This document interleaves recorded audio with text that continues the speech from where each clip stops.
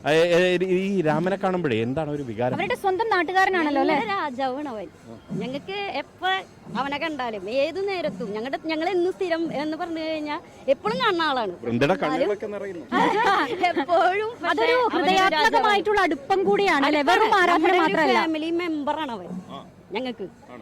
ഞങ്ങളുടെ തൊട്ടടുത്തുള്ള ഞങ്ങളുടെ അമ്പലങ്ങളിലേക്കും ഒക്കെ അവൻ തിടമ്പറ്റി വരുമ്പോ ഞങ്ങൾക്ക് ഒരു രാജാവ് വരണ പോലെ തന്നെയാണ്. പ്രത്യേകിച്ച് സ്വന്തം നാട്ടുകാരനാവുമ്പോ ആ ഒരു അഭിമാനം കൂടുതലാണ് ഞങ്ങൾക്ക്, ഏറ്റവും കൂടുതലാണ്. ഞങ്ങളിപ്പോ രാവും പകലും ഒക്കെ ഇവ 2 കൊല്ലമായിട്ട് ഇപ്പോ ചെമ്പുകാവിലെ അമ്മയുടെ തിടമ്പറ്റി വരണ കാരണം ഞങ്ങൾ ഇവിടെ ഉണ്ടായിരിക്കും.